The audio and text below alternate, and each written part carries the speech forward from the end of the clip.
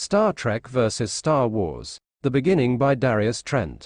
Epilogue. In his throne room on Coruscant, Emperor Palpatine sat in his chair, awaiting news from Lord Vader's fleet. Vader had usually been quite competent in matters such as this, so why hadn't he received his status update when he had requested it? It could be due to issues with communications through the anomaly, but even that could be resolved with the use of a shuttle. An admiral walked through into the throne room towards Palpatine, in his hands a report yet to be filed away. "Admiral, do you bring us news from Lord Vader?" questioned Palpatine. "I'm afraid it's news of the bad kind," answered the admiral. "One of the probes from the Devastator returned to us with news of the battle. We lost 3 Star Destroyers, including the Devastator, and the remainder were captured." "Anything from Vader himself?" asked Palpatine. "We received no communiques from Vader directly. However, based on the locator in his suit, he was briefly aboard the Arizona, before escaping and being destroyed by a group of mutineers who took over the Devastator." "Get out," ordered Palpatine. The admiral fearfully walked out, the Emperor's guards slowly turning to face him as he walked out. "Well, you've won," called Palpatine into the distance. "Come on, show yourself." "Very well, I'll come out," replied a voice out of nowhere. The voice materialized in a flash, turning into a human wearing an Imperial uniform, complete with the Grand Moff's rank badges. "Why must you pretend to be a Grand Moff, Q?" disgustedly asked Palpatine. "Oh, I merely wish to impress you, Morn Emperor," answered Q in a defensive manner. "It never offended Picard when I wore his uniform." "Who's Picard?" impatiently asked Palpatine. "Never mind," replied Q, "he's a person from my universe, quite resourceful actually. Doesn't really like me though."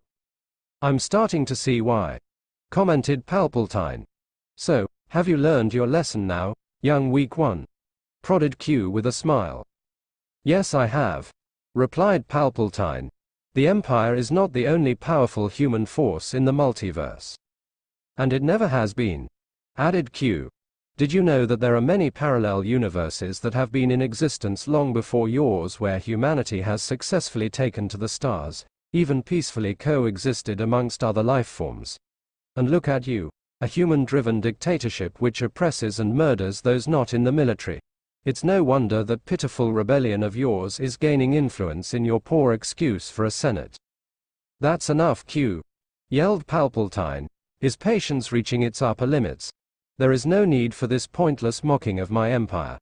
I am going to announce that a group of savages from another universe destroyed 5 Star Destroyers. As a result of that, I will be declaring war on this so-called United Federation of Planets and any other political power in that universe who would dare to side with them.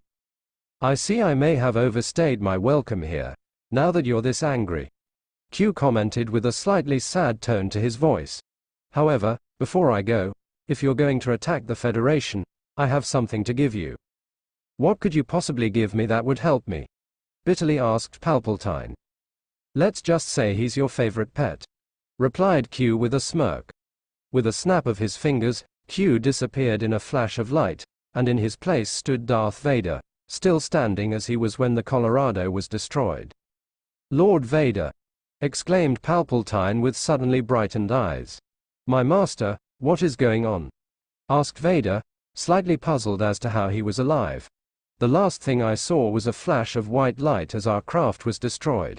I thought I was being claimed by the Force." "Our mysterious friend has decided to be helpful for once," answered Palpatine, an evil smile on his face. "I'm declaring war on the Federation. I want you to lead the effort on the Executor." "Yes, my master," answered Vader, taking a knee before Palpatine. "What is to be of Commander Kerala?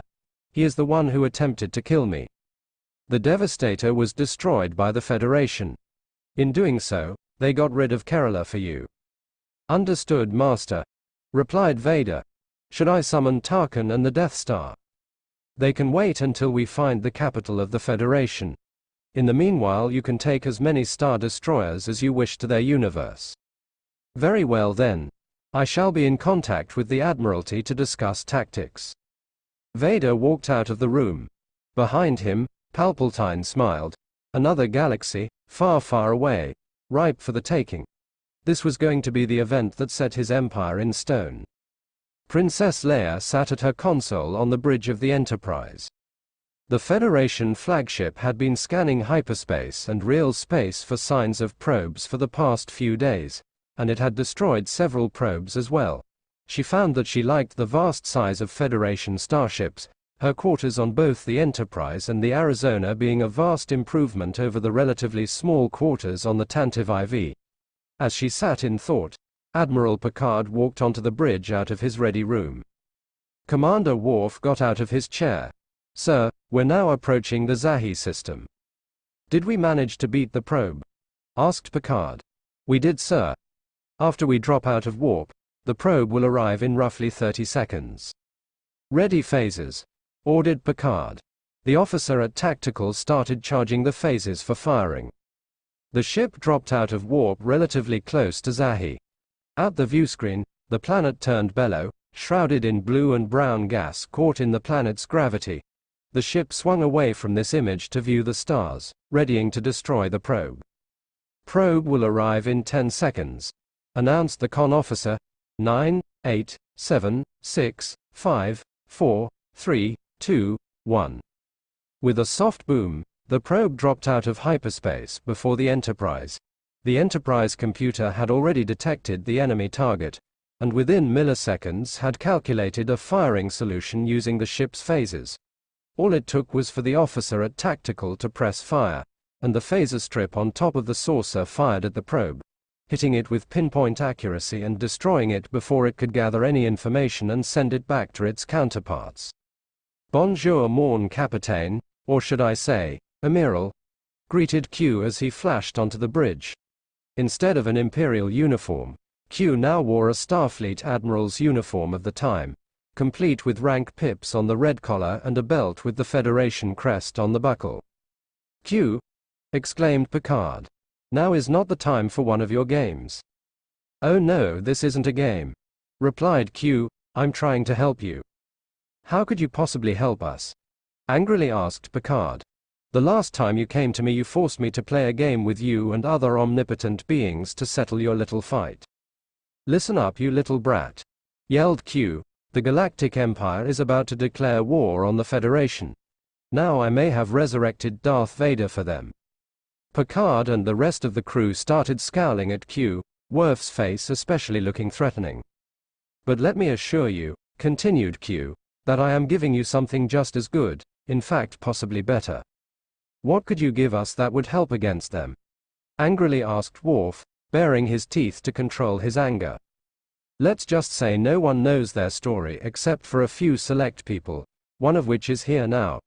Q smiled as he snapped his fingers, disappearing in a flash of light. The officer at the con noticed his console going off. "Sir, I'm detecting a quantum singularity in this system. Is it naturally occurring?" asked Picard. "No, sir, it's artificial," replied the officer. "Should I take us closer to it?" "Make it so," ordered Picard. The officer nodded, then put the ship at warp for a few brief seconds, before dropping out in front of the anomaly. The anomaly appeared to be emanating from a point below the ship, with a light blue material being ejected from the anomaly in the reverse direction that water would go down a sink. "Scanning now," called an officer at Sciences.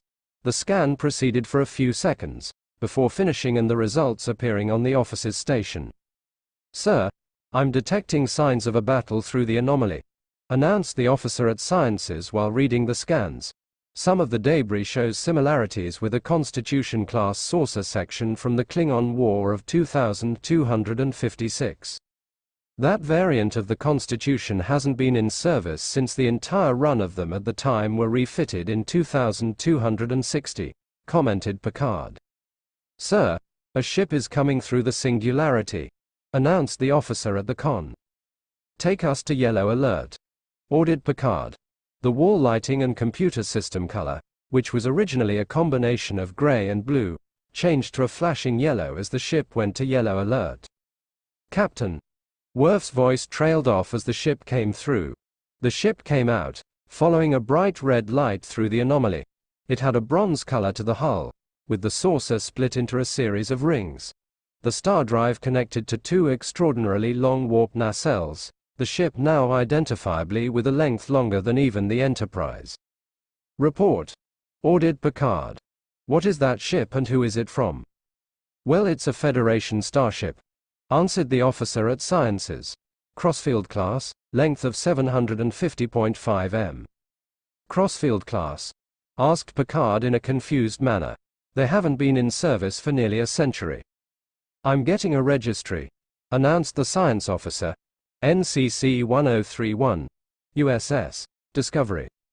As soon as he finished his sentence, the entire ship went to red alert. The computer screens stopped displaying anything they were displaying previously, and started displaying an older Starfleet logo, with the word, Discovery, placed beneath. Immediately after this, Picard rushed off to his ready room, apparently knowing what was about to occur long before the others did. What's going on? Asked Leia as the ship returned to yellow alert while Picard was still inside. What's Admiral Picard doing? I do not know, replied Worf, but if my instinct is correct, the appearance of this ship can only mean one thing. What is it? Asked Leia. Trouble, was all Worf said as he turned to face the viewscreen. In space, the USS Discovery fully exited the singularity, the anomaly closing behind them. The ship, following the bright red light ahead of them, moved towards the Enterprise, going up to get to its level. The ship stopped dead in front of the Enterprise as the red light moved back inside the shuttle bay. The two ships faced each other, caught in a standoff with no shots fired, waiting for something to happen.